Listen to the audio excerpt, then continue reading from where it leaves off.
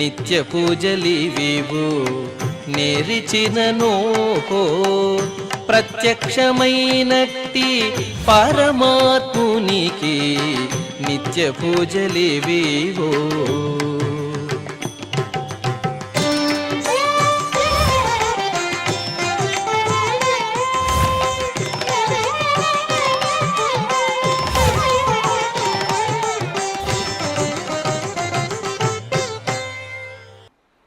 ఓం నమో వెంకటేశాయ.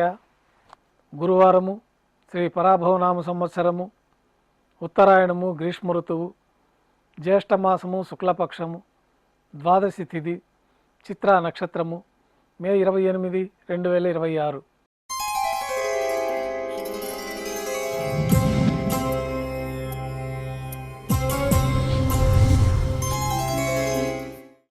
శ్రీవారికి గురువారం ఆర్జిత సేవగా తిరుప్పావడి సేవ విశేషంగా జరుపుకుంటాము.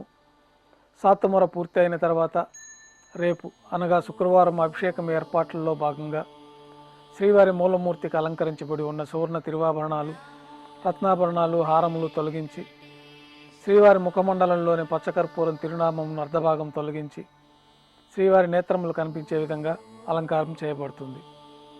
శ్రీవారికి బంగారు పాదకవచములు, సువర్ణ కటిహస్తము, వరదహస్తము, శంకుచక్రములు, కర్ణపత్రములు, శాలిగ్రామాల హారములతో అలంకరిస్తారు.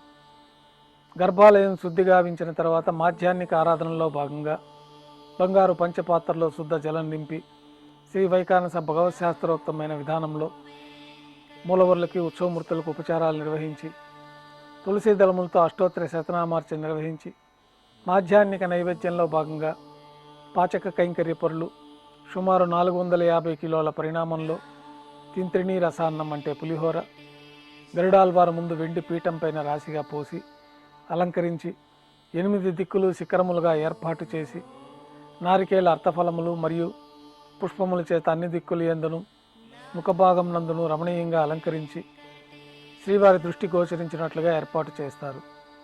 గర్భాలయంలో విశేషమైన లడ్డూ ప్రసాదము, వడ, అప్పము, జిలేబీ, మురుకు, పాయసం, అన్నప్రసాదాల ఘంటానాదం మధ్య శ్రీవారికి మాధ్యాహ్నిక నైవేద్యం సమర్పించి అన్నకూటం చుట్టూ ఏర్పాటు చేసిన తెరలు తొలగించి తిరుప్పావడి సేవలో భాగంగా వేద పండితులు బంగారు వాకిల్లో శ్రీనివాస గద్య పఠనం చేస్తారు. తర్వాత బంగారు వాకిల్ నుండి శ్రీవారికి కర్పూరహారతి, అలాగే అన్నరాశికి కర్పూరహారతి ఇవ్వటంతో ఈ తిరుప్పావడి సేవ పూర్తి అవుతుంది. అనంతరం భక్తులని సర్వదర్శనానికి అనుమతిస్తారు. ఈరోజు భక్తులు స్వామివారిని నేత్ర దర్శనం అలంకారంలో దర్శించుకుంటారు. ఉభయ దేవేలతో శ్రీ మలయప్ప స్వామివారు బంగారు తీర్చిపోయిన వేంచేసి విమాన ప్రదక్షిణంగా సంపంగి ప్రాకారంలో కల కళ్యాణ మండపానికి చేరుకుంటారు. కళ్యాణోత్సవం ప్రారంభమవుతుంది. పుణ్యాహవాచనము, అంకురార్పణ, రక్షాబంధనము, అగ్నిప్రతిష్ఠ, స్వామివార్లకి, అమ్మవార్లకి నూతన పట్టు వస్త్రాల సమర్పణ, మహాసంకల్ప పఠనం, మాంగళ్యాలకి అభిషేకము, ఆరాధన పూర్తయిన తర్వాత స్వామివారి తరఫున మాంగళ్యాలను అమ్మవారికి సమర్పణ గావించి ఈ సందర్భంగా స్వామివారికి, అమ్మవార్లకి కర్పూర నీరాజనం సమర్పించి విశేషమైన హోమాలతోటి పూర్ణాహుతి పూర్తి అయిన తర్వాత మాలా పరివర్తనం అనే కార్యక్రమాన్ని నిర్వహించి ఉభయ దేవేరులను శ్రీవారి చెంతకు చేర్చి ఈ సందర్భంగా అక్షతారోపణం అనే వైదిక కార్యక్రమాన్ని నిర్వహించి కర్పూర నీరాజనము, నైవేద్యము, తిరిగి కర్పూర నీరాజనంతో కళ్యాణోత్సవం పూర్తి అవుతుంది. కళ్యాణోత్సవం భక్తుల దర్శనం అనంతరం ఉభయ దేవేలతో శ్రీ మలయప్ప స్వామివారు ధ్వజస్తంభం వద్ద గల అద్దాల మండపానికి చేరుకుంటారు. ఊంజల్ సేవలో భాగంగా వేద పండితులు పారాయణం చేస్తూ ఉంటారు. ఊంజల్ సేవ వైభవంగా నిర్వహించి కర్పూర నీరాజన సమర్పణతోటి ఊంజల్ సేవ పూర్తి అవుతుంది. ఉభయ దేవేలతో శ్రీ మలయప్ప స్వామివారు మేళతాళాలతో ఊరేగింపుగా ఆలయం వెలుపల గల వైభవోత్సవ మండపానికి చేరుకుంటారు. ఆర్జిత బ్రహ్మోత్సవంలో భాగంగా స్వర్ణ గరుడ వాహనం పైన శ్రీ మలయప్ప స్వామివారు వేంచేస్తారు. కర్పూర నీరాజనంతో స్వర్ణ గరుడ వాహన సేవ పూర్తి అవుతుంది. హనుమంత వాహనం పైన శ్రీ మలయప్ప స్వామివారు వేంచేస్తారు. కర్పూర నీరాజన సమర్పణతోటి హనుమంత వాహన సేవ పూర్తి అవుతుంది. పెద్ద శేష వాహనం పైన శ్రీ మలయప్ప స్వామివారు వేంచేస్తారు. కర్పూర నీరాజన సమర్పణతోటి పెద్ద శేష వాహన సేవ పూర్తి అవుతుంది. ఉభయ దేవేలతో కలిపి శ్రీ మలయప్ప స్వామివారికి బంగారు తిరిచిపోయిన కర్పూర నీరాజన సమర్పణతోటి ఆర్జిత బ్రహ్మోత్సవం పూర్తి అవుతుంది. సాయం సంధ్య వేళలో 1000 దీపాలతో అలంకరించబడి ఉన్న సహస్ర దీపాలంకరణ సేవ మండపానికి ఉభయ దేవేలతో శ్రీ మలయప్ప స్వామి వారు చేరుకుంటారు.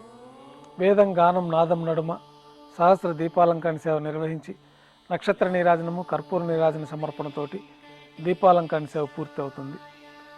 ఉభయ దేవేలతో శ్రీ మలయప్ప స్వామివారు 4 తిరువీధుల ఉత్సవం జరుపుకొని భక్తులను అనుగ్రహించి ఆలయంలోకి చేరుకుంటారు.